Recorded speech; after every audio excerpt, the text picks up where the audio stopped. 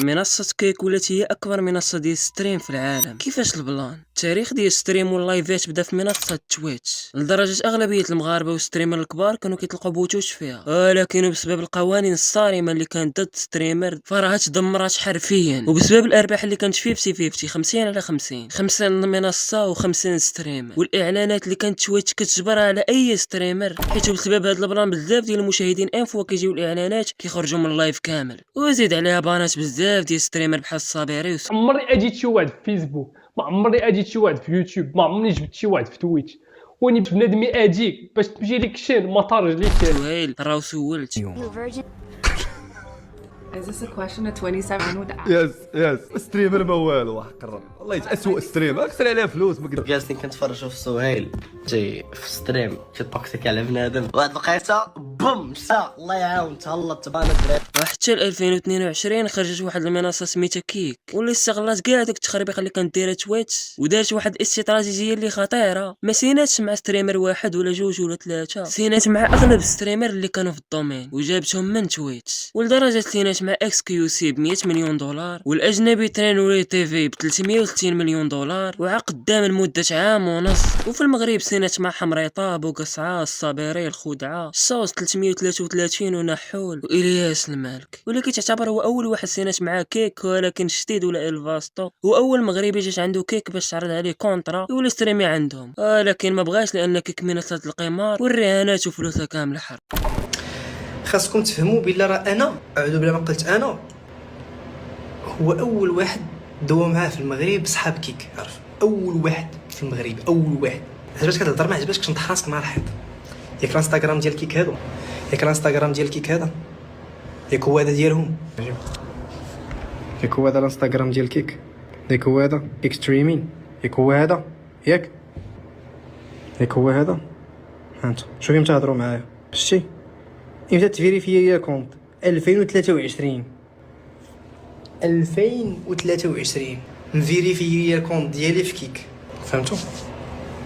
يعني هادشي وقع في 2023 مازال ما هضروا مع حتى شي واحد في المغرب، حتى شي واحد هضروا معاه في المغرب مازال ما هضروا لا مع الياس لا مع تويتش في هاد العامين الاخيره غادي تنزل واحد البلاغ اللي فيه غادي تباني اي واحد كيروج للمنصات ديال القمار، وجبدات داكشي بالاسماء، ومن بين هاد الاسماء كاملين كانت ستيك.com. وهنا غادي نشوفوا الحرب اللي ناضت بين ستيك وتويتش. في هاد اللحظه ستيك ما حملاتش راسها وما حملاتش تويتش تبانيها ودير لها هاد البلان. لا التيم ديال ستيك قرروا يديروا واحد البلان، انت ما خليتيناش نبانو في اللايفات وحنا غادي نكريو واحد البلاتفورم اللي غادي نحيدك من الانترنت تماما. وداكشي نيت اللي طرا. ستيك خرجت لينا منصه كيك واللي استثمرت فيها مبالغ كبيره باش قدرت تسيني مع ستريمر كبار في العالم، وذلك بهدف يروجوا للقمر وبالضبط الموقع ديالهم. وزيد على هذا الموقع ستيك هو الراعي الرسمي ديال يو اف سي وواتفورد. ودابا اجي نشوفوا كيفاش ستريمر المغاربه ديالنا كيستغلوا المتابعين ديالهم وكيروجوا للقمر. القصه بدات ملي كيك عطات كونطرات لليوتيوبر ديالنا واللي خرجوا من تويتش ومشاو يستريميو عندها. والهضره هنا على نحول، احمد الصابري، بوقصعه، الصوت 333، ادم حمريطه، والياس المالكي اللي جابته من يوتيوب، وسونغ اكس بونغ وماهيركو، اليوتيوبر السواعده اللي كانوا حتى هما كيستريميو في تويتش. وهنا غنشوفوا ان كيك خسرت بزاف ديال الفلوس. والسؤال ديالنا هنا كيفاش غتجيب الفلوس؟ هي كتاخذ غير 5% من الارباح ديال ستريمر، زياده نهار على نهار كتسيني مع ستريمر كبار في المنصه ديالها. هو البلان هنا كاين في ستيك.com، الرهانات والكازينو. كيك استعملت واحد التقنيه ديال حطات ميزانيه في المشروع ديالها ومن بعد دخلت الاضعاف المضاعفه ديال داكشي اللي خسرات. والكونطرا اللي سيناو عليها اليوتيوبر ديالنا كان مكتوب فيها واحد الشرط، انهم يروجوا لاي اعلان بغات كيك، والاعلان الهدف هو ستيك. هنا غنشوفوا الياس المالكي كينفذ الشرط اللي قالت ليه كيك.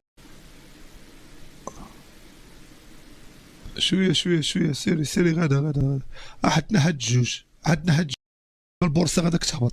بارك عليا انا حدي هنا، انا بارك عليا، وما بغاو يديو صافي.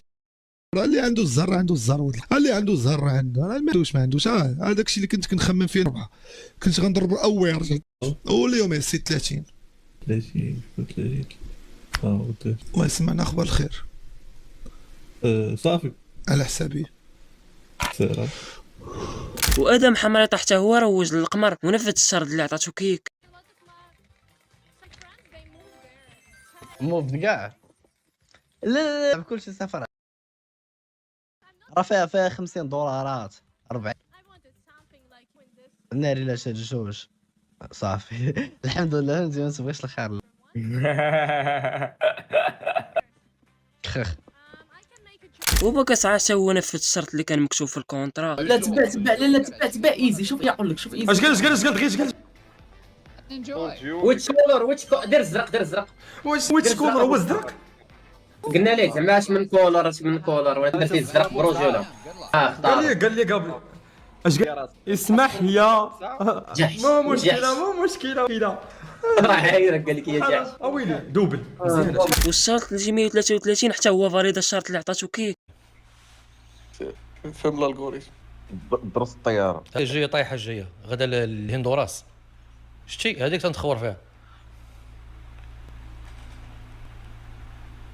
دخل عليها في الاخر تهرس.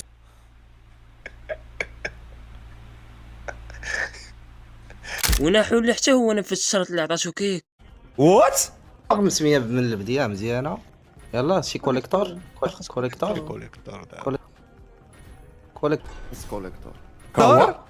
ملتي ناري وشي ملتي دابا نبوس شي ملتي دابا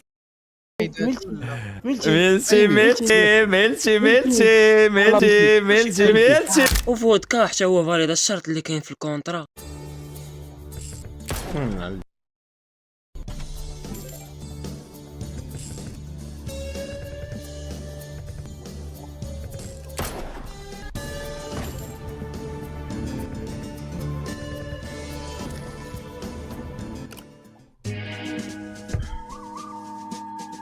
اكس كيو سي حتى هو حرر داك 100 مليون دولار اللي عطاوه.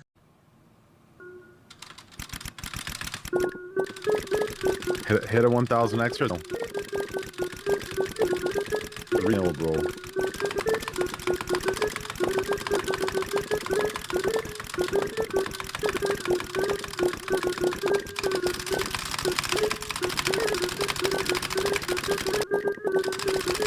وماهركو ستريمر السعودي. اقول لك ارفع البت نعلة على نعلة النعلات. خليني تمشي بالبلاك جاك روح. عندك 77 خليها على 75 روح. طب شو نعطى؟ بلاك جاك روح. لا ما انا بعدين بفهم موضوع البلاك جاك. طيب علمي بلان هنا كاينه عزيزي المشاهد، ملي الشركه ديال كيك كتشوف شي ستريمر لاعب في ستيك كتمشي وكترفع الاحتماليه باش يربح، وباش المتابعين يمشيو حتى هما يقمروا ويخسروا الفلوس، كيخسروا ويعاودوا يلعبوا ويقولوا في راسهم نجرب مره اخرى، حيت الستريمر المفضل ديالي ديما كيربح، علاش انا ما نربحش؟ وهكا غادي تخسر فلوسك عزيزي المشاهد وغادي تشد في الصناره ديال كيك.